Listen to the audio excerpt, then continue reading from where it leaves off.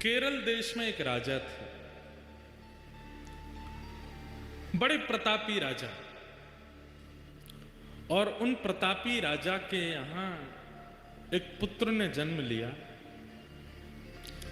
जिनका नाम उन्होंने रखा चंद्रहास।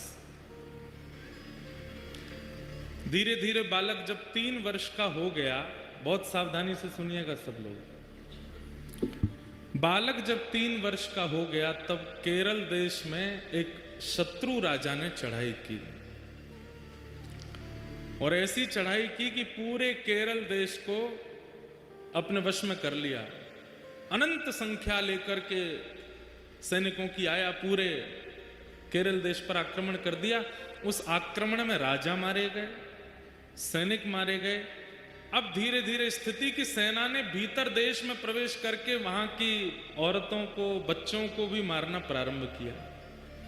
जो क्रूर राजा जिसने आक्रमण किया था उसको पता चला, बोले कि राजा मर गया, रानी मर गई, पूरा परिवार मर गया, एक इनका 3 वर्ष का बालक है वो अंदर भवन में है, उसको मार दो तो आपकी विजय हो गई इस देश पर। जैसे ही उस राजा ने अंदर प्रवेश करना प्रारंभ किया तो एक धाई मां, जो बालकों की आजकल कह दें तो बेबी सिटर करते हैं ना, बच्चों की जो ध्यान रखते हैं, दूध पिलाना, खिलाना, नहलाना, बड़े बड़े घरों में रखते हैं लोग, एक धाई मां, उनकी एक धाई मां चंद्रहास बालक की, उसको जैसे ही पता चला कि कोई आक्रमण में सब मारे गए हैं और अब वो राजा यहीं आ रहा है इस बालक को मारने के लिए,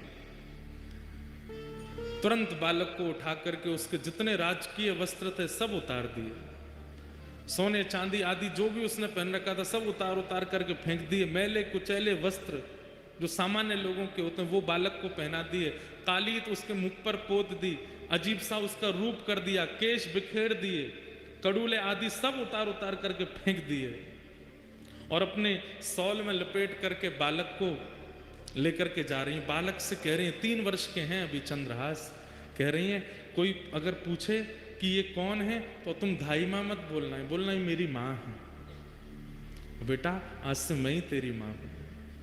माता पिता दोनों चले गए, पूरा राज्य नष्ट हो गया।